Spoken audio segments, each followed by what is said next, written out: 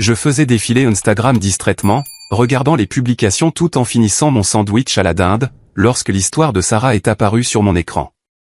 Ma cousine Sarah, postant depuis ce qui ressemblait à une propriété chère au bord d'un lac. J'ai reconnu l'endroit immédiatement.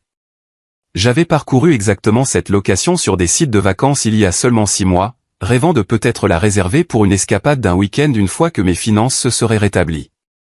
La Blue Bonnet Les Chaos avec sa terrasse panoramique, son quai privé et sa vue sur l'eau cristalline, 4 000 $ pour une location d'un week-end. L'horodatage indiquait hier, samedi, le week-end du 29e anniversaire de Tyler.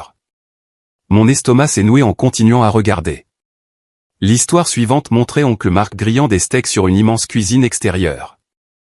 Puis, la vidéo de tante Jennifer montrant des enfants sautant du quai pendant que les adultes applaudissaient depuis des chaises longues d'apparence chère. Des camions de traiteurs professionnels en arrière-plan. Du matériel de fête loué éparpillé sur la pelouse manucurée.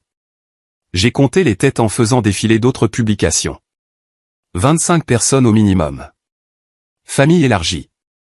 Les amis d'université de Tyler, des voisins que je reconnaissais de la rue de mes parents. Tout le monde riant, nageant, mangeant ce qui ressemblait à de la nourriture de traiteur haut de gamme servie sur des tables nappées de blanc. Le feu d'artifice dans la dernière vidéo devait à lui seul coûter 1 000 $ de plus. Je me suis rassise sur ma chaise de bureau, le sandwich se transformant en carton dans ma bouche. Le timing était trop parfait pour être une coïncidence. Le week-end de l'anniversaire de Tyler, utilisant l'argent que j'avais rassemblé pour sauver notre maison familiale de ce que ma mère, Linda, avait décrit comme une situation de saisie d'urgence. Le souvenir de cet appel téléphonique il y a 3 mois m'est revenu avec une clarté douloureuse. La voix de Linda tremblait lorsqu'elle m'a appelé au travail, sanglotant sur le fait qu'ils avaient pris du retard sur les impôts fonciers et que le comté menaçait de procédure de saisie immédiate. Darren, mon chéri, nous avons besoin d'exactement 16 900 $ d'ici vendredi, ou nous perdrons la maison, avait-elle plaidé. Ton père a fait des heures supplémentaires, mais nous n'arrivons tout simplement pas à rattraper notre retard. Tu sais à quel point les choses ont été difficiles depuis que Tyler a perdu son emploi à l'entrepôt. J'avais liquidé mon compte d'épargne d'urgence le lendemain matin, vendu mon petit portefeuille d'investissement à perte, vidé le fonds que je constituais depuis 3 ans pour un acompte sur ma première maison, le rêve américain que je poursuivais depuis l'obtention de mon diplôme en informatique. Au lieu de chercher une maison ce printemps-là, j'avais mangé des déjeuners emballés pendant 3 mois d'affilée, annulé mon abonnement à la salle de sport, arrêté de sortir avec des amis, décliné toutes les invitations sociales. Jake, mon meilleur ami de l'université, avait cessé de me demander de rejoindre le groupe pour boire un verre après que j'ai refusé trop d'invitations avec des excuses vagues sur le fait d'être à court d'argent. Pendant que je comptais mes sous pour reconstituer mes économies, Tyler publiait des histoires Instagram depuis des restaurants chers, des événements sportifs et des virées shopping, toujours avec des légendes sur la façon dont la famille prend soin de la famille et béni d'avoir du soutien dans les moments difficiles. Mes mains tremblaient lorsque j'ai appelé le bureau du percepteur des impôts du comté. Le système automatisé m'a mis en relation avec un employé après une brève attente. J'ai besoin de vérifier le statut de paiement des impôts fonciers pour Robert et Linda Morrison sur Elm Street, ai-je dit, leur donnant l'adresse. Laissez-moi vérifier ça pour vous, a répondu l'employé. Après un moment, elle a poursuivi, la propriété Morrison est à jour de tous ses paiements d'impôts. Ils sont à jour depuis 18 mois. Aucun solde impayé. Les mots m'ont frappé comme de l'eau glacée. Êtes-vous certaine? Pas de paiement d'urgence ou de procédure de saisie. Non, monsieur. Historique de paiement impeccable, pas de privilège, pas d'action en cours. Le compte montre des paiements trimestriels réguliers, tous à jour. J'ai raccroché et j'ai regardé mon écran d'ordinateur pendant un long moment, regardant la célébration de ma famille se poursuivre en temps réel à travers les publications sur les réseaux sociaux. Tyler levant une coupe de champagne pour un toast, entouré de personnes qui avaient aidé à orchestrer la trahison financière la plus élaborée que j'ai jamais vécue. Le calcul était brutalement simple. Location de la maison au bord du lac pour 3 jours, 4 000 $. Traiteur pour 25 personnes, 6 000 $. Location de jet ski, matériel de fête, feux d'artifice, alcool de qualité supérieure, encore 6 900 $. Coût total, 16 900 $. Exactement ce qu'il m'avait volé. Mon téléphone a vibré avec un texto de Tyler. La meilleure famille de tous les temps sait comment rendre un anniversaire spécial. Merci à tous ceux qui ont rendu cela possible. En pièce jointe, un selfie de lui sur un jet ski portant des lunettes de soleil de créateur que je n'avais jamais vu auparavant. J'ai sauvegardé chaque capture d'écran, téléchargé chaque vidéo et commencé à documenter ce que je réalisais rapidement être la trahison la plus calculée de ma vie d'adulte. La famille que je soutenais financièrement depuis 7 ans venait de me montrer exactement ce que mon sacrifice signifiait pour eux. Ils avaient transformé mon argent en le week-end parfait de Tyler pendant que je passais mon propre anniversaire à manger seul dans un immeuble de bureau vide. J'ai passé l'heure suivante à mener ma propre enquête, des captures d'écran s'étalant sur mon écran d'ordinateur comme des preuves sur une scène de crime. Le site web de la Blue Bonnet Lakes a confirmé le tarif de location pour le week-end, $4 200 du vendredi au dimanche. Emplacement de premier choix au bord du lac. Cuisine équipée professionnellement, système de divertissement, quai privé avec équipement de sport nautique disponible. Le compte Instagram de l'entreprise de traiteurs montrait des photos des coulisses d'une célébration d'anniversaire spéciale à Blue Bonnet Lake. Sterling Events, le service de traiteur le plus cher d'Austin. Leur forfait week-end commençait à $5 000 pour les groupes de plus de 20 personnes. J'ai calculé les coûts méthodiquement, mon expérience en génie logiciel me permettant de faire rapidement la ventilation financière. Location de jet ski chez Lake Austin Adventures. $300 par jour et par embarcation. J'avais compté 4 jet skis dans diverses vidéos. Feu d'artifice professionnel de l'Honestar Pyrotechnique. Minimum de $800 pour le spectacle que j'avais vu sur l'histoire Instagram de Sarah. Le total s'élevait à $16 700. À $200 près de ce que je leur avais donné. Mon téléphone a sonné. La photo de contact de Linda est apparue sur l'écran. Son visage souriant de Noël dernier, lorsque je lui avais acheté le coûteux ensemble de bijoux qu'elle laissait entendre vouloir depuis des mois. Darren, comment s'est passé ton anniversaire? Mon chéri. Sa voix portait la gaieté artificielle de quelqu'un pris au dépourvu. Le bruit de fond remplissait l'appel. Des rires, des éclaboussures d'eau, de la musique provenant de haut-parleurs extérieurs. C'était calme, ai-je dit, gardant ma voix égale. Je l'ai passé à faire des heures supplémentaires. Où es-tu en ce moment? Oh, juste. Tyler voulait faire quelque chose de petit pour son anniversaire. Tu sais à quel point il a du mal avec sa dépression ces derniers temps. Certains de ses amis ont suggéré de sortir de la ville pour le week-end. Le mensonge coulait si facilement que j'ai presque admiré sa technique. Presque.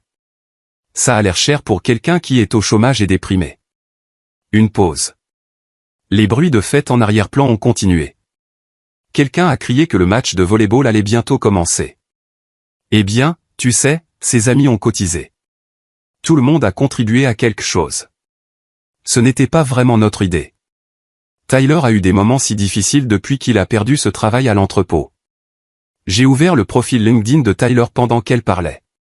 Dernier emploi listé, Discount Warehouse Solutions, terminé il y a 8 mois. Mais ses récentes publications Instagram racontaient une autre histoire. Nouveau camion dans son allée. Installation de jeux haut de gamme dans son appartement. Publications hebdomadaires depuis des restaurants et des lieux de divertissement chers. Maman, qu'est-il arrivé à l'urgence des impôts fonciers? Une autre pause. Plus longue cette fois. Quand elle a repris la parole, sa voix était passée de joyeuse à défensive. Oh, ça. Eh bien, ton père a trouvé du travail supplémentaire et nous avons réussi à trouver un arrangement avec le comté, un plan de paiement échelonné. Crise évitée. J'ai appelé le bureau du percepteur des impôts il y a 1 heure. Vous êtes à jour de vos impôts fonciers depuis 18 mois. Silence. Silence complet, sauf la voix de Tyler en arrière-plan appelant quelqu'un pour lui apporter une autre bière. Darren, mon chéri, je pense qu'il pourrait y avoir une confusion. J'ai raccroché. Mon téléphone a immédiatement vibré avec un texto de Robert. Ta mère dit que tu es en colère à propos de la fête d'anniversaire de Tyler. La famille soutient la famille. Tu gagnes bien ta vie. Arrête d'être égoïste. J'ai regardé le message, le lisant 3 fois avant que l'impact total ne me frappe. Puis est venue la suite. On ne célèbre pas le personnel. On célèbre la famille. Les mots étaient conçus pour blesser profondément, et ils ont réussi. 7 ans de soutien financier, de sacrifice de mes propres objectifs pour financer leurs urgences et le style de vie de Tyler. Réduit à être le personnel. Mon téléphone a continué de vibrer. Oncle Marc appelait, probablement chargé de la gestion de crise. J'ai refusé l'appel et j'ai regardé la notification de son message vocal apparaître. Darren, c'est Mark. Écoute, je sais que ça a l'air mal, mais Tyler en avait vraiment besoin. Le gamin était dans une mauvaise passe et parfois la famille doit intervenir de manière non conventionnelle. Tes parents ne voulaient pas t'accabler avec les détails, mais Tyler a eu de sérieux problèmes de santé mentale. Ce week-end, c'était comme une thérapie pour lui. Peut-être que tu devrais leur laisser un peu de répit. Le texto de tante Jennifer est arrivé 20 minutes plus tard. N'en fais pas toute une montagne. Tyler mérite un peu de bonheur. Tu as du succès et tu es stable. Partage tes bénédictions. La réponse coordonnée était impressionnante dans sa nature calculée. Chacun avait ses arguments préparés, son rôle assigné dans la campagne de culpabilisation. Mais le message le plus révélateur est venu de Tyler lui-même, posté sur son histoire Instagram pendant que je lisais les textos de gestion de crise de la famille. Quand ta famille comprend vraiment ce que signifie célébrer les personnes qui comptent. Certaines personnes sont des preneurs. D'autres sont des donneurs. Reconnaissant d'être entouré par les donneurs ce soir. Il a tagué le lieu comme « retraite privée au bord du lac » et a ajouté des émojis de sacs d'argent. J'ai ouvert mon ordinateur portable et j'ai commencé à construire une chronologie complète. Relevé bancaire montrant mes virements à la famille au cours des 7 dernières années. Capture d'écran de chaque publication sur les réseaux sociaux de ce week-end.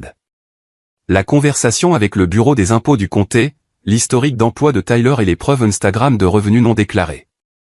Le schéma qui s'est dégagé était stupéfiant. Chaque dépense majeure dans la vie de Tyler coïncidait avec une urgence familiale qui nécessitait mon intervention financière immédiate. La crise du paiement du camion de Tyler correspondait à la réparation urgente du toit de mes parents. Les vacances de printemps de Tyler au Colorado coïncidaient avec leurs factures médicales imprévues. Le nouvel équipement de jeu de Tyler est apparu la semaine même où ils avaient besoin d'aide pour des réparations d'urgence à la maison. Je finançais le style de vie de mon frère depuis 7 ans tout en croyant que j'aidais mes parents en difficulté à conserver leur maison et leur dignité. La prise de conscience qu'il venait de dépenser mon argent pour la fête d'anniversaire élaborée de Tyler tout en m'excluant de la liste des invités était déjà assez dévastatrice. Mais découvrir la tromperie systématique, les mensonges coordonnés, la cruauté désinvolte du texto de Robert m'a blessé plus profondément que n'importe quelle trahison unique n'aurait pu le faire. J'avais été rétrogradé de membre de la famille à distributeur automatique de billets familial, et il s'était assuré que je comprenne ma place dans leur hiérarchie. Tyler a posté une dernière histoire depuis le jacuzzi ce soir-là. Meilleur anniversaire de tous les temps. Merci à tous ceux qui savent comment prioriser les bonnes personnes. Il portait une toute nouvelle Apple Watch que je n'avais jamais vue auparavant. Le mercredi matin, je suis arrivé tôt à mon bureau et j'ai ouvert une nouvelle feuille de calcul. 7 ans de dossiers financiers nécessitaient une analyse méthodique, et mon expérience en génie logiciel me rendait naturellement apte à la résolution de problèmes basés sur les données. La première colonne listait chaque transaction financière que j'avais effectuée pour aider ma famille. L'assurance auto de Tyler lorsqu'il a temporairement perdu son emploi. Le paiement de la carte de crédit de Linda lorsque son travail de comptabilité à temps partiel a ralenti.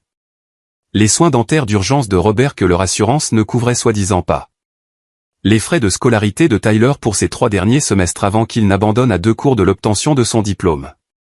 La colonne 2 indiquait la date correspondante. La colonne 3 listait l'activité de Tyler sur les réseaux sociaux pendant les mêmes périodes. La corrélation était parfaite et accablante. Chaque fois que je m'étais sacrifié pour aider à une crise financière familiale, Tyler avait acheté quelque chose de cher ou planifié une activité sociale élaborée. Mes contributions d'urgence n'avaient pas financé la survie. Elles avaient financé son budget de divertissement pendant qu'il maintenait la fiction du chômage et de la dépression. Le total s'élevait à 43 700 $ sur 7 ans.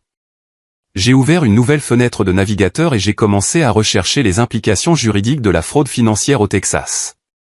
Mentir pour obtenir de l'argent constituait un vol par tromperie en vertu de la loi de l'État. Les recours civils comprenaient le recouvrement des fonds obtenus frauduleusement, plus les intérêts et les frais d'avocat. Mon téléphone a vibré avec un texto de Marcus, un ami de la faculté de droit spécialisé en litiges familiaux. Nous étions restés en contact via le réseau des anciens de notre université, nous rencontrant occasionnellement pour déjeuner lorsque son emploi du temps le permettait. Jake a mentionné que tu pourrais avoir besoin de conseils juridiques. Un café plus tard cette semaine? Jake, mon meilleur ami qui essayait de me faire parler de ma situation familiale depuis des mois. Il avait remarqué mon isolement social, mon stress financier constant, ma tendance à refuser les invitations avec des excuses vagues sur le fait d'être à court d'argent. J'ai appelé Marcus immédiatement. J'ai besoin de comprendre mes options pour récupérer de l'argent obtenu par fraude, ai-je dit sans préambule. Marcus a écouté pendant que je décrivais la tromperie sur les impôts fonciers et l'emploi caché de Tyler. Son esprit juridique a immédiatement saisi les implications plus larges. Depuis combien de temps ce schéma dure-t-il? 7 ans, peut-être plus. Je documente tout depuis hier. Darren, ce que tu décris n'est pas seulement un drame familial. C'est une fraude financière systématique.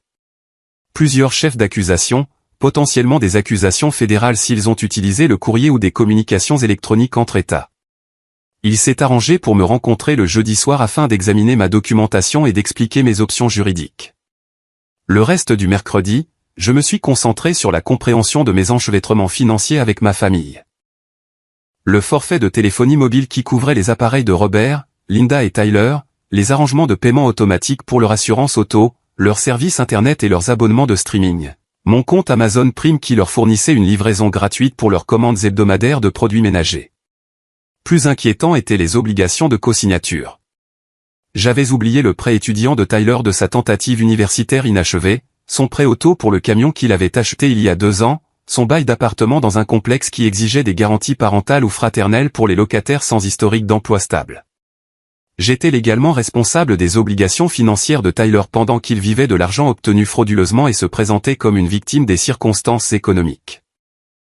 Le jeudi soir, Marcus a examiné mes preuves dans son cabinet d'avocat du centre-ville, les registres fiscaux prouvant l'absence d'urgence immobilière, les relevés bancaires montrant l'emploi non déclaré de Tyler, les captures d'écran de ses publications sur les réseaux sociaux contredisant ses affirmations de pauvreté et de dépression. Ce n'est pas un désaccord familial, a déclaré Marcus en étalant les documents sur sa table de conférence. C'est une fraude criminelle avec de multiples victimes et une préméditation approfondie. Il a expliqué le processus pour intenter des poursuites civiles afin de récupérer les dommages, les renvois criminels aux autorités locales et fédérales, les méthodes pour me dégager des obligations financières cosignées. Mais d'abord, tu dois te protéger de toute exploitation future. Coupe l'accès à tous les comptes ou services qu'ils utilisent. Documente tout ce qu'ils disent ou font en réponse. Leur réaction fournira probablement des preuves supplémentaires de culpabilité et de coordination. Le vendredi matin, j'ai rédigé une lettre de mise en demeure formelle demandant le remboursement intégral des $16 900 dans les 30 jours. La lettre exposait ma découverte de la tromperie sur les impôts fonciers, l'emploi caché de Tyler et la célébration au bord du lac financée avec de l'argent volé. J'ai inclus des copies de toutes les preuves à l'appui, registres fiscaux du comté, documents de vérification d'emploi, historique des transactions financières et capture d'écran des réseaux sociaux montrant l'utilisation frauduleuse de mon argent. La lettre mettait en garde contre des poursuites judiciaires pénales et civiles si la demande n'était pas satisfaite, y compris des accusations potentielles de vol par tromperie, de fraude électronique et de complot en vue de commettre une fraude financière. Marcus a examiné la lettre et a suggéré un ajout, une date limite pour la réponse et une déclaration claire que tout contact de la part des membres de la famille serait dirigé vers son bureau pour examen juridique. Il ne s'agit pas de punition, a-t-il expliqué. Il s'agit d'établir des limites et d'exiger une honnêteté de base dans les relations familiales. S'ils ne peuvent pas respecter cette norme minimale, ils ont choisi de mettre fin à la relation eux-mêmes. J'ai passé le vendredi soir à me préparer à la fermeture systématique de tous les liens financiers entre moi et ma famille, changement de mot de passe pour tous les comptes, suppression des utilisateurs autorisés des cartes de crédit, mise à jour des informations sur les bénéficiaires des polices d'assurance et des comptes d'investissement. Le processus ressemblait à la préparation d'une intervention chirurgicale, méthodique, nécessaire et légèrement nauséabond. Mais la découverte la plus troublante est survenue lorsque j'ai recherché des informations sur la propriété de mes parents dans les registres publics. Robert et Linda avaient contracté une deuxième hypothèque il y a 6 mois pour $57 000. La demande de prêt indiquait comme motif des améliorations domiciliaires et une consolidation de dettes. Les publications sur les réseaux sociaux de Tyler de la même période montraient l'achat de son nouveau camion, un coûteux voyage de ski au Colorado et une rénovation complète de son appartement avec des meubles et des appareils électroniques haut de gamme. Mes parents avaient mis leur maison en garantie pour financer le style de vie de Tyler tout en maintenant la fiction qu'ils avaient besoin de mon soutien financier pour les dépenses de base. L'urgence des impôts fonciers avait été leur dernière tentative pour m'extorquer de l'argent tout en maintenant indéfiniment leur stratagème de maison distributeur automatique. Le stratagème était plus sophistiqué et à plus long terme que je ne l'avais initialement réalisé. Il m'avait systématiquement menti, aux banques et probablement à l'IRS sur leur situation financière réelle. Les demandes de chômage de Tyler étaient frauduleuses s'il avait travaillé dans la construction au noir tout en percevant des allocations. Ma famille menait plusieurs escroqueries financières simultanément. Et j'avais été à la fois leur principale victime et leur complice involontaire. La lettre de mise en demeure a été envoyée par courrier recommandé le lundi matin. Le lundi matin à 8 heures précises, j'ai commencé le démantèlement systématique de 7 ans d'enchevêtrement financier. Mon premier appel a été au service client de Verizon pour retirer Robert, Linda et Tyler de mon forfait familial de téléphonie mobile. Je dois retirer 3 lignes de mon compte avec effet immédiat, ai-je dit au représentant. Ces lignes perdront leur service dans les 2 heures, a-t-elle confirmé. Tous les frais de résiliation anticipés seront facturés sur les nouveaux comptes des lignes retirées lorsqu'ils établiront leur service. Tyler avait un entretien d'embauche cet après-midi-là. Selon ses publications Instagram du week-end, il allait passer l'entretien avec un téléphone hors service. Ensuite, j'ai annulé les arrangements de paiement automatique qui vidaient tranquillement mon compte courant depuis des années. Assurance auto State Farm pour les véhicules de mes parents, annulé, les laissant sans assurance d'ici mercredi. Service Internet Spectrum pour leur maison, déconnecté d'ici jeudi. Netflix, Spotify, Hulu, Amazon Prime et 6 autres services de streaming, accès révoqué immédiatement. Le compte Amazon partagé nécessitait plus d'attention. 17 commandes en attente totalisant $432. Toutes expédiées à l'adresse de mes parents ou à l'appartement de Tyler, fournitures ménagères, appareils électroniques, vêtements et produits alimentaires spécialisés qu'ils avaient pris l'habitude de commander avec la livraison Prime gratuite. J'ai annulé chaque commande et fermé le compte partagé, créant un nouveau compte personnel avec des informations de paiement mises à jour. Mon téléphone a commencé à sonner avant 9 heures du matin. Tyler a appelé le premier, paniquant à propos de son téléphone hors service. Lorsque l'appel n'a pas abouti, il a essayé d'appeler depuis la ligne fixe de son appartement. Darren, qu'est-ce qui est arrivé à mon téléphone? Je t'ai retiré de mon forfait. Tu ne peux pas simplement couper mon téléphone. J'ai un entretien d'embauche dans 3 heures. Félicitations pour avoir trouvé un emploi. Tu peux utiliser ton nouveau revenu pour payer ton propre service téléphonique. C'est de la folie. Tu détruis la famille pour de l'argent. Maman pleure. Papa est furieux. Et je suis sur le point de perdre ce travail dans la construction parce que je ne peux pas communiquer avec le contremaître. Travail dans la construction. Il venait d'admettre un emploi actuel tout en réclamant des allocations de chômage et un soutien financier familial. Quelle entreprise de construction? Silence. Puis, c'est compliqué. Écoute, remets simplement mon téléphone en marche et nous réglerons les problèmes d'argent plus tard. Les problèmes d'argent sont déjà réglés. Vérifie ton courrier pour les détails. J'ai raccroché.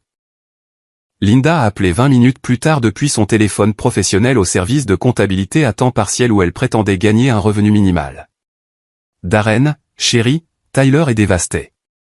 Il ne peut pas se permettre un service téléphonique en ce moment.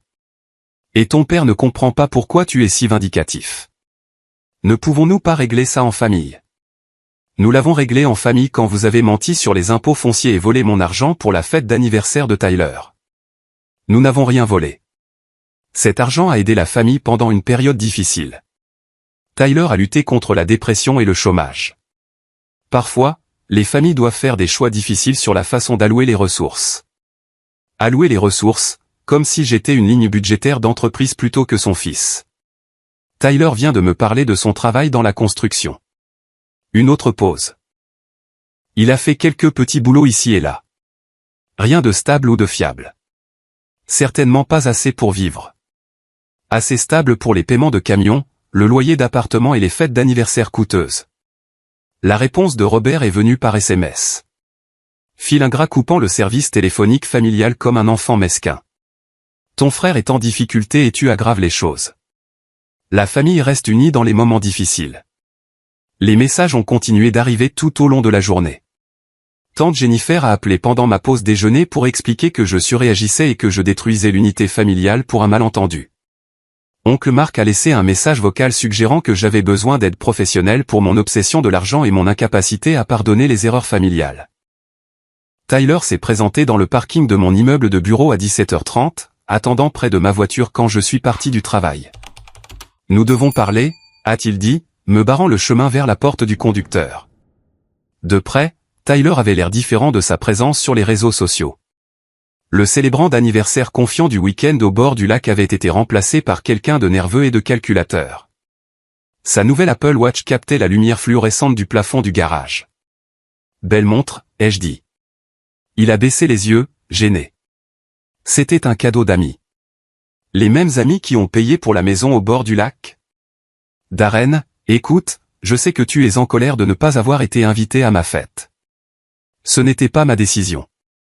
Maman et papa pensaient que tu étais trop occupé par le travail pour profiter d'une escapade d'un week-end.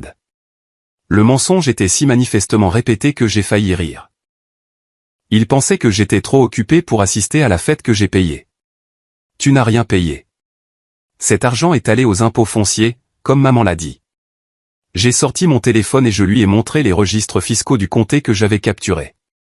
Les impôts fonciers sont à jour depuis 18 mois. Son visage est devenu pâle sous l'éclairage brutal du garage.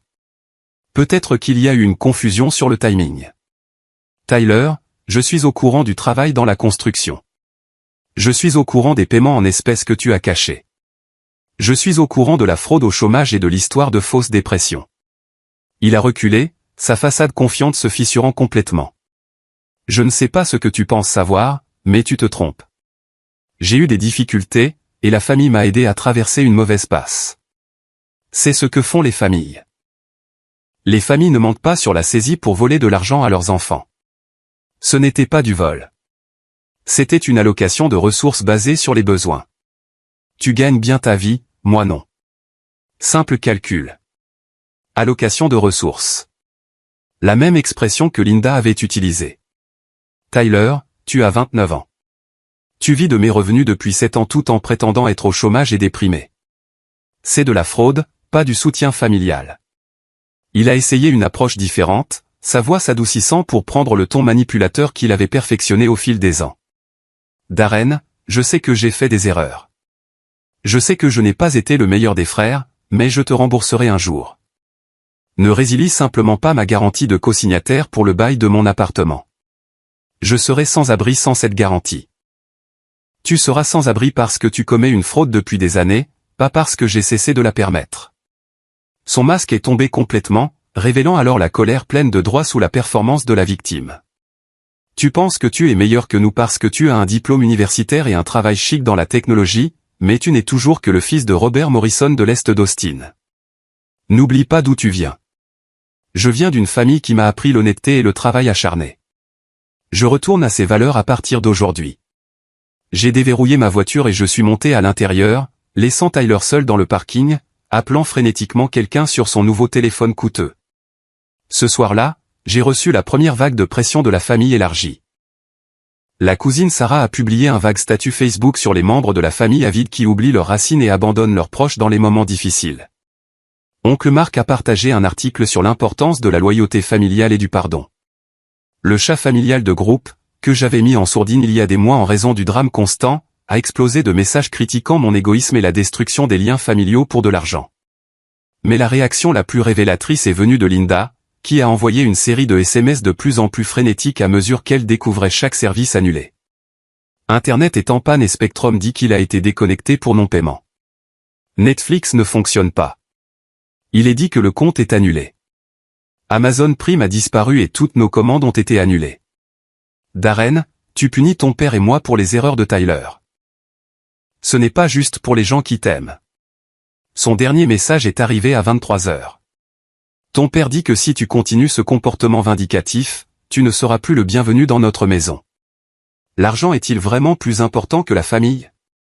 J'ai éteint mon téléphone et je me suis endormi pour la première fois depuis des mois sans m'inquiéter de la prochaine crise financière que ma famille fabriquerait. La lettre de mise en demeure serait livrée par courrier le mardi matin. Alors les vraies conséquences commenceraient.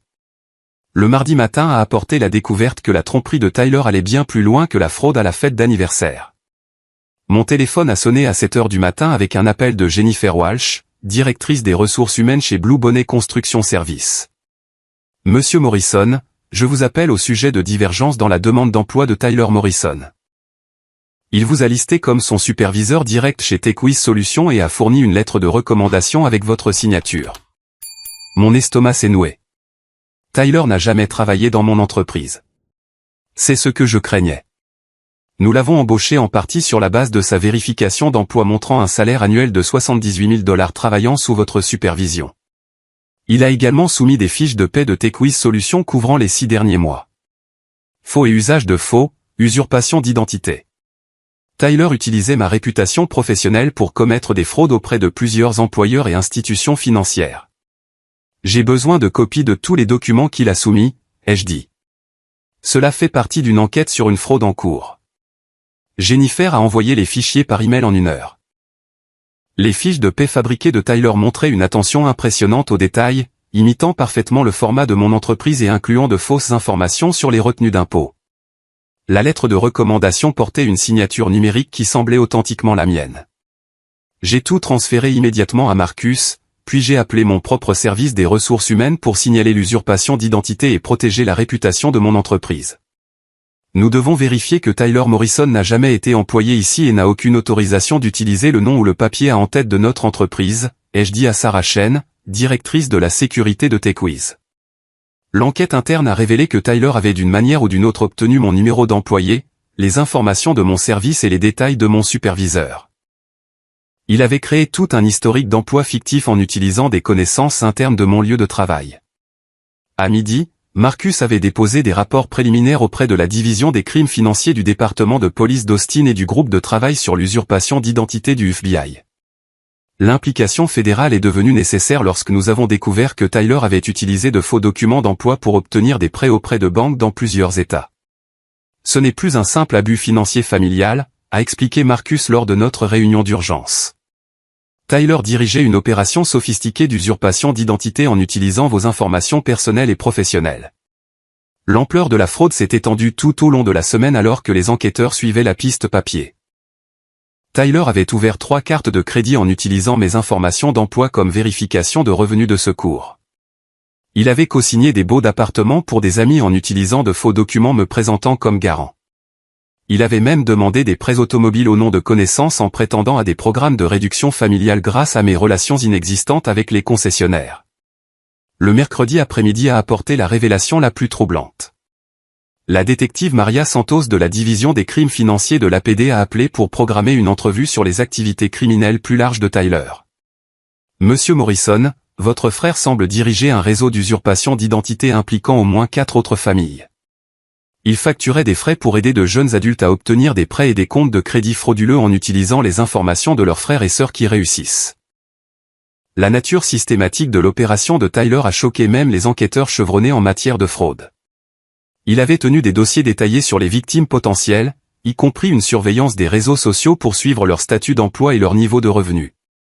Mes informations avaient été son forfait premium, utilisé pour des demandes frauduleuses de grande valeur lorsque les clients payaient des frais supplémentaires. Le jeudi matin, l'agent spécial du FBI David Kim m'a contacté en tant que victime dans une affaire fédérale d'usurpation d'identité. Les activités de Tyler avaient traversé les frontières de l'État lorsqu'il avait aidé des clients à demander une aide financière fédérale pour étudiants et des prêts bancaires interétatiques en utilisant des identités volées de membres de la famille. Nous montons un dossier RICO, a expliqué l'agent Kim. Tyler a formé d'autres personnes à reproduire ces méthodes, franchisant essentiellement des opérations d'usurpation d'identité à travers le Texas et en Louisiane. L'enquête a révélé que Robert et Linda étaient au courant des activités frauduleuses de Tyler depuis au moins 18 mois. Des SMS récupérés sur le téléphone de Linda montraient des conversations sur la façon de maximiser l'extraction des membres de la famille tout en maintenant une dénégation plausible. Linda avait agi en tant que consultante en comptabilité de Tyler, l'aidant à suivre les revenus frauduleux et à planifier des achats importants pour éviter d'être détectée. Elle avait également rempli de fausses déclarations de revenus pour des voisins et des amis, réclamant des dépenses professionnelles qui étaient en fait les achats personnels de Tyler. La deuxième hypothèque sur la maison de mes parents avait été obtenue par une fraude supplémentaire. Robert et Linda m'avaient déclaré comme un membre du ménage contribuant régulièrement, falsifiant ma signature sur des accords de soutien financier et gonflant mon salaire pour se qualifier pour le montant de prêts plus important. Le vendredi a apporté la révélation la plus complète de l'empire criminel de Tyler. Lors de la perquisition du FBI dans son appartement, les agents ont découvert 3 ordinateurs contenant des dossiers détaillés de son opération d'usurpation d'identité. Dossier client, informations sur les victimes, modèles de documents frauduleux et guide étape par étape pour exploiter les relations financières familiales. Tyler facturait entre 500 et 3000 $ pour aider ses clients à obtenir des prêts, des cartes de crédit et des contrats de location frauduleux en utilisant l'identité de leurs frères et sœurs ou de leurs parents. Mes informations personnelles avaient généré environ 47 000 $ de frais de la part des clients sur 2 ans. Les preuves comprenaient des appels téléphoniques enregistrés où Tyler coachait ses clients sur la manière de maintenir des histoires d'emploi fictives et d'éviter d'être détecté par les membres de la famille. Il a développé des techniques de manipulation psychologique spécifiquement conçues pour exploiter la culpabilité et la loyauté familiale. L'agent Kim a joué un enregistrement particulièrement accablant lors de mon entretien en tant que victime. La clé est de les faire se sentir responsables de vos problèmes, expliquait la voix de Tyler à un client non identifié. Créez des urgences qui nécessitent une aide immédiate. Demandez toujours des montants spécifiques qui correspondent à vos dépenses réelles. Faites-les se sentir coupables d'avoir du succès pendant que vous luttez. Ils vous donneront de l'argent pour résoudre des problèmes que vous n'avez jamais eus. L'enregistrement se poursuivait avec des instructions détaillées sur la falsification de documents d'emploi, la création de fausses crises financières et le maintien de stratégies de tromperie à long terme. Tyler Morrison dirigeait l'un des réseaux d'usurpation d'identité basés sur la famille les plus sophistiqués que nous ayons rencontrés, m'a dit l'agent Kim. Votre coopération en tant que victime sera essentielle pour poursuivre l'ensemble de son organisation criminelle. Les accusations fédérales contre Tyler comprenaient l'usurpation d'identité aggravée, la fraude électronique, le complot en vue de commettre une fraude et le racket. Les peines combinées pouvaient atteindre un total de 45 ans de prison fédérale. Robert et Linda faisaient face à des accusations de complicité après les faits pour avoir aidé à dissimuler les revenus frauduleux de Tyler et avoir participé au stratagème de fraude hypothécaire. L'IRS avait ouvert des enquêtes supplémentaires sur l'entreprise de préparation de déclaration de revenus sans licence de Linda et sur la sous-déclaration systématique des revenus illégaux de Tyler. Mais la découverte la plus choquante est survenue lors de l'entretien initial de Tyler avec le FBI lorsque les agents l'ont confronté à des preuves de sa planification à long terme.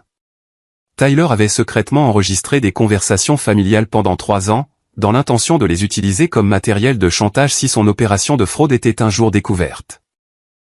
Les enregistrements capturaient Robert, Linda et plusieurs membres de la famille élargie discutant explicitement de stratégies pour maintenir le récit de victime de Tyler tout en maximisant l'extraction financière de moi. Leur conversation révélait un complot prémédité pour commettre une fraude et une coordination minutieuse pour éviter d'être détectés. Les propres preuves de Tyler prouvaient que toute la famille avait activement participé à une entreprise criminelle de plusieurs années avec moi comme cible principale et victime involontaire. L'enquête fédérale ne faisait que commencer, mais l'empire criminel de Tyler s'effondrait déjà sous le poids de ses propres preuves documentées. L'appel est arrivé à 6 heures du matin un mardi de novembre. La voix de l'agent Kim était professionnelle, mais portait une nuance de satisfaction. Tyler Morrison a été arrêté ce matin sur le chantier de construction de Blue Bonnet. L'arrestation a été coordonnée avec les procureurs fédéraux et les autorités locales. L'arrestation de Tyler a fait les gros titres locaux ce soir-là. Le reportage principal le montrait emmené menotté pendant que ses collègues regardaient depuis la caravane de chantier. Le journaliste l'a décrit comme le démantèlement d'un réseau sophistiqué d'usurpation d'identité qui a victimisé des dizaines de familles à travers le Texas. La comparution a eu lieu au tribunal fédéral la semaine suivante. La salle d'audience était bondée de victimes et de leurs familles, beaucoup découvrant pour la première fois toute l'ampleur de l'opération de Tyler. Je me suis assis dans la galerie avec d'autres victimes, regardant Tyler entrer dans une combinaison orange qui semblait diminuer sa présence autrefois confiante. L'homme qui publiait des célébrations d'anniversaire arrogantes et du contenu manipulateur sur les réseaux sociaux avait l'air plus petit et plus vulnérable face aux accusations fédérales. La procureure adjointe des États-Unis, Rebecca Martinez, a exposé les charges contre Tyler, 15 chefs d'accusation d'usurpation d'identité aggravée, 23 chefs d'accusation de fraude électronique, 11 chefs d'accusation de fraude bancaire et un chef d'accusation de complot de racket. Les charges combinées pouvaient entraîner des peines maximales totalisant 45 ans de prison fédérale. L'accusé dirigeait une entreprise criminelle qui exploitait systématiquement les relations familiales à des fins de gains financiers, a expliqué Martinez à la juge. Tyler Morrison a formé d'autres personnes à reproduire ces méthodes, franchisant essentiellement l'usurpation d'identité à travers les frontières de l'État. L'avocat de la défense de Tyler, un avocat commis d'office nommé James Walsh, a plaidé pour une caution réduite en se basant sur les prétendus liens familiaux et communautaires de Tyler. Mon client a un fort soutien familial et aucun antécédent criminel, a déclaré Walsh à la juge Patricia Hernandez. Il ne présente aucun risque de fuite et devrait être libéré en attendant son procès. Mais le témoignage de l'agent Kim sur les conversations enregistrées de Tyler et sa planification criminelle détaillée contredisait toute affirmation de stabilité familiale ou de lien communautaire. L'accusé tenait des dossiers complets sur ses victimes, y compris les membres de sa famille, a témoigné l'agent Kim. Son opération montrait une planification sophistiquée et un mépris total pour les dommages financiers et émotionnels infligés à ses plus proches parents. La juge Hernandez a fixé la caution à $250 000, bien au-delà des moyens de ma famille, même avant que leurs actifs ne soient gelés en attendant les poursuites pénales. Les accusations contre Robert et Linda sont tombées 2 semaines plus tard. Les procureurs fédéraux les ont accusés de complicité après les faits pour avoir aidé à dissimuler les revenus frauduleux de Tyler et avoir participé à la fraude hypothécaire. Des accusations supplémentaires comprenaient le complot en vue de commettre une fraude financière et le dépôt de fausses déclarations de revenus. L'entreprise de préparation de déclaration de revenus sans licence de Linda est devenue l'objet de sa propre enquête lorsque l'IRS a découvert qu'elle avait rempli des déclarations frauduleuses pour des voisins et des amis, réclamant les dépenses personnelles de Tyler comme des déductions professionnelles pour sa société de conseil fictive. L'audience sur l'impact sur les victimes a eu lieu en février, 4 mois après l'arrestation de Tyler.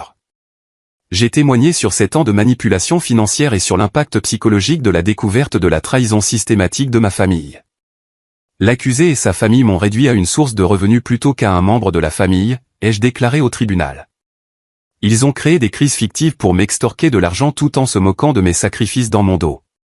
D'autres victimes ont témoigné de schémas similaires d'exploitation fraternelle et d'usurpation d'identité. Maria Gonzalez a décrit comment Tyler avait aidé son frère à voler son identité pour obtenir des prêts étudiants. David Park a expliqué comment la formation de Tyler avait permis à sa sœur de falsifier des documents d'emploi et de louer frauduleusement un appartement en utilisant le crédit de David.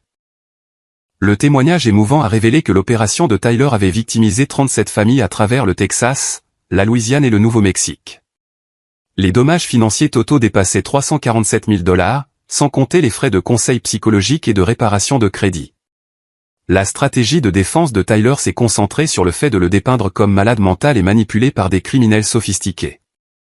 Walsh a soutenu que Tyler souffrait de dépression, de toxicomanie et de troubles du contrôle des impulsions qui altéraient son jugement. Mon client était vulnérable à l'exploitation par des criminels plus âgés et plus expérimentés qui lui ont enseigné ces techniques frauduleuses, a déclaré Walsh au tribunal. Tyler Morrison est lui-même une victime, souffrant de problèmes psychologiques documentés qui nécessitent un traitement plutôt qu'une incarcération prolongée.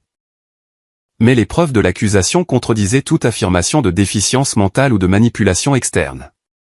La planification détaillée de Tyler, sa tenue de registre sophistiquée et ses sessions de coaching enregistrées démontraient une préméditation claire et un leadership dans l'entreprise criminelle. Le moment charnière est survenu lors du contre-interrogatoire de Tyler lorsque la procureure Martinez a posé la simple question qui a détruit sa stratégie de défense. Monsieur Morrison, lorsque vous avez falsifié la signature de votre frère sur les documents de vérification d'emploi, saviez-vous qu'il n'avait jamais travaillé dans la construction? Tyler s'est complètement figé. La salle d'audience est tombée dans le silence alors qu'il luttait pour formuler une réponse qui ne l'incriminerait pas davantage.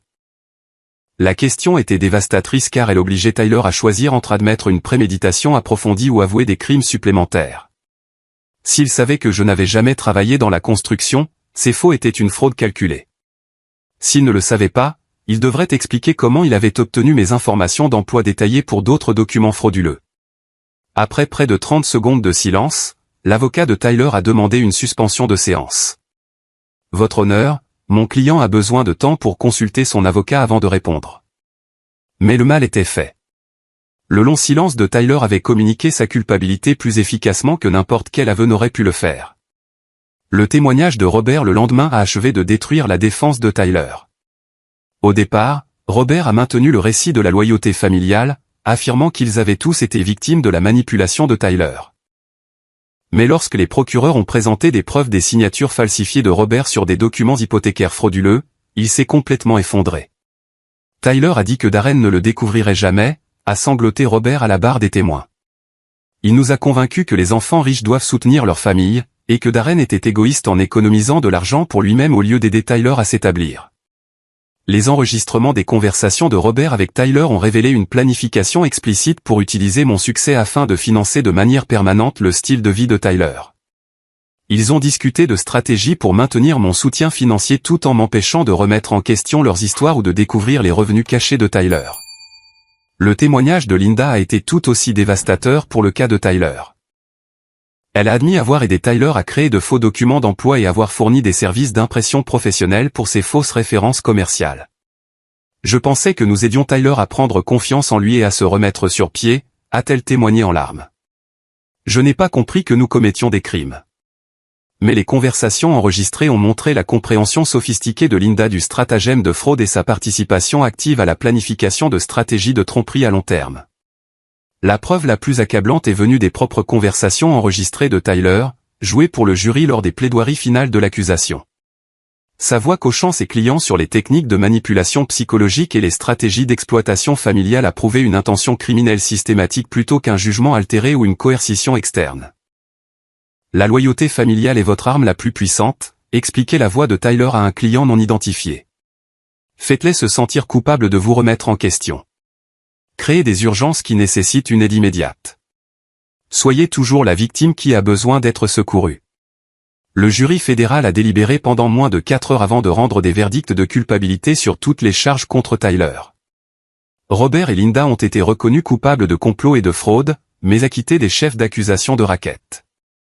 La juge Hernandez a programmé la sentence pour le mois suivant, les procureurs recommandant des peines maximales en raison de l'ampleur de l'opération de Tyler et du nombre de familles touchées par ces crimes. La salle d'audience était bondée de victimes et de leurs familles lorsque Tyler a appris son sort. Son empire criminel s'était effondré sous le poids de ses propres preuves documentées et son plan de franchiser l'usurpation d'identité dans le sud-ouest avait été définitivement démantelé. Mais le moment le plus satisfaisant est survenu lorsque les procureurs fédéraux ont révélé la dernière conversation enregistrée de Tyler, capturée par son propre équipement d'enregistrement caché. Tyler avait secrètement documenté les sessions de planification familiale pour le stratagème de fraude, dans l'intention de les utiliser comme matériel de chantage s'il était pris. Les enregistrements capturaient non seulement la participation volontaire de sa famille, mais aussi son plan de voler éventuellement mon identité, d'assumer complètement ma réputation professionnelle et de me faire potentiellement accuser des crimes qu'il avait commis en utilisant mes informations. Les propres preuves de Tyler avaient prouvé sa planification criminelle sophistiquée et scellé son sort en prison fédérale. Le marteau est tombé le 15 mars, rendant une justice qui semblait à la fois satisfaisante et surréaliste. La juge Hernandez a condamné Tyler à 12 ans de prison fédérale, suivi de 5 ans de probation sous surveillance. Monsieur Morrison, vous avez orchestré une entreprise criminelle qui a trahi les liens les plus fondamentaux de la confiance familiale, a déclaré la juge Hernandez à Tyler. Vos actions ont causé des dommages financiers et émotionnels incommensurables à des personnes qui vous aimaient inconditionnellement. Robert a reçu 18 mois de prison fédérale pour fraude hypothécaire et complot. Linda a été condamnée à 6 mois de détention à domicile et à 3 ans de probation pour fraude fiscale et dépôt de fausses déclarations. L'ordonnance de restitution exigeait la liquidation de tous les actifs familiaux pour indemniser les victimes. La maison de Robert et Linda a été vendue aux enchères pour $231 000. Après avoir payé la deuxième hypothèque frauduleuse et les frais de justice, les produits restants ont été distribués aux victimes de Tyler par le biais d'un fonds d'indemnisation fédéral. J'ai reçu le remboursement intégral de mes $68 000 de pertes documentées, plus les intérêts et une indemnisation pour les services de surveillance du crédit. Une indemnisation fédérale supplémentaire pour les victimes a couvert les frais de conseil psychologique et les services de planification financière pour m'aider à reconstituer mes économies et mon profil de crédit. La justification professionnelle a semblé aussi importante que la reprise financière. TechWiz Solutions m'a promu au poste d'architecte de sécurité senior en raison de mon expertise en détection de fraude et de ma coopération avec les enquêteurs fédéraux. Votre expérience dans l'identification et la documentation de ce stratagème de fraude sophistiqué démontre exactement les compétences analytiques dont nous avons besoin pour le leadership en cybersécurité, a expliqué mon manager lors de la réunion de promotion. Le nouveau poste était assorti de responsabilités élargies, notamment le développement de programmes de formation des employés sur la prévention de l'usurpation d'identité et la reconnaissance de la fraude financière. Mon salaire annuel a augmenté de $32 000, reflétant mon expertise spécialisée et ma capacité avérée à protéger les actifs et la réputation de l'entreprise. La reconnaissance professionnelle s'est étendue au-delà de mon employeur immédiat. des publications de l'industrie technologique ont présenté mon histoire comme une étude de cas sur la protection de la réputation professionnelle et la sensibilisation aux abus financiers familiaux. Les organismes d'application de la loi m'ont invité à présenter des ateliers sur l'identification des schémas d'usurpation d'identité basés sur la famille. Mais la reprise la plus significative a été personnelle plutôt que professionnelle. Jake, mon meilleur ami de l'université, a organisé un dîner de célébration lorsque ma promotion a été annoncée. Je me suis inquiété pour toi pendant des années, a admis Jake autour d'un verre. Tu étais devenu isolé, stressé, trouvant constamment des excuses à propos de l'argent. Je soupçonnais que ta famille profitait de toi, mais je ne savais pas à quel point c'était grave. Par l'intermédiaire de Jake, j'ai renoué avec des amis d'université qui s'étaient inquiétés de mon retrait social et de mon stress financier. Le groupe de randonnée que j'ai rejoint comprenait Sarah Martinez, une planificatrice financière spécialisée dans la reprise après des abus financiers familiaux. Ce que vous avez vécu est plus courant que les gens ne le pensent, a expliqué Sarah lors d'une de nos randonnées du week-end dans le Hill Country. Les frères et sœurs qui réussissent deviennent souvent des distributeurs automatiques de billets familiaux, et la manipulation psychologique peut être incroyablement sophistiquée. Sarah comprenait le processus de guérison émotionnelle parce qu'elle avait vécu une exploitation familiale similaire avant d'établir des limites et de poursuivre des recours juridiques.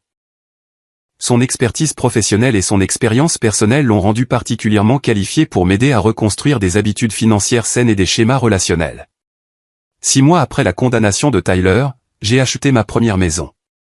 La maison de 3 chambres dans un quartier prisé d'Austin représentait la libération de la manipulation familiale, la réalisation de rêves que j'avais retardés de 7 ans. La pendaison de crémaillère a été suivie par de vrais amis qui ont célébré mon succès sans attendre de bénéfices financiers. Le toast de Jake a capturé la signification du moment, à Darren, qui a choisi la justice plutôt qu'une loyauté mal placée et qui a construit une vie digne d'être célébrée. La chambre d'amis est devenue un espace pour accueillir des amis visitant Austin, remplaçant les obligations familiales par des relations choisies basées sur le respect mutuel et une affection sincère. Pendant ce temps, Tyler luttait avec la réalité de la prison fédérale. Les rapports de prison indiquaient qu'il avait du mal à s'adapter à un environnement où la manipulation et le sentiment de droit ne procuraient aucun avantage. Les autres détenus n'étaient pas impressionnés par ces histoires de membres de la famille qui réussissent et de stratagèmes financiers élaborés. Les évaluations psychologiques en prison ont diagnostiqué chez Tyler un trouble de la personnalité narcissique et des tendances antisociales nécessitant une intervention thérapeutique approfondie.